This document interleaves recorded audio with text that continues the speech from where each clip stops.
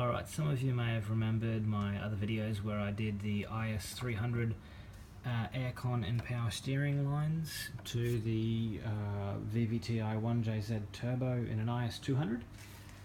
So slight modification. The high pressure line, so this is the banjo that come off the high pressure line with the sensor on it. It had, coming out the side, the sort of brazed fitting that went onto the high pressure solid line that come down and pointed in this general direction, went down and then sort of went soft line or the flexible line back towards the engine mount and over that way. The only problem with that is that when we've got the radiator and the fan shroud and everything mounted here, that pipe that runs down here is taking up valuable real estate for intercooler. So we've had to move that. So what I did was cut that off.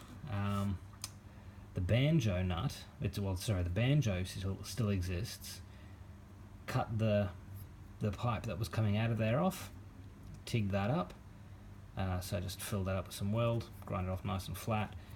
So that's all nice there. There's a banjo bolt that goes through the whole assembly, still like normal with your copper washer on each side.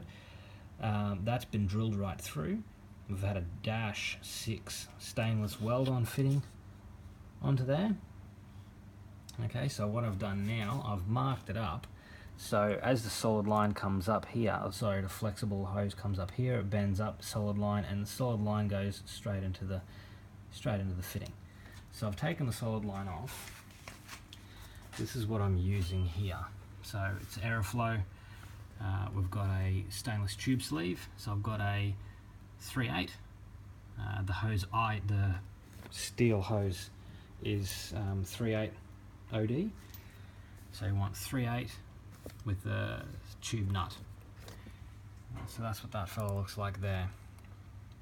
I've gone the stainless steel ones, not the aluminium ones.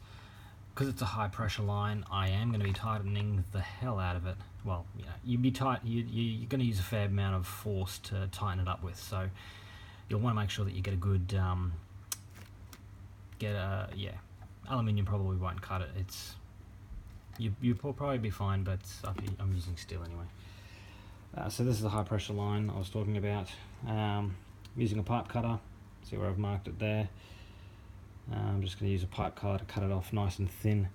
Nice and square and neat, so we can then slide him over down to there. Put him through my flaring tool. That's a double flaring tool, so I can put the flare on it like a brake line hose. And then as that tightens up, that seat that I'm going to be cutting will seal on the 60-degree taper on the bottom of that fitting there. Can't see it because it's at the wrong angle, but just hold my phone down. You're going to have to move your head on the internet.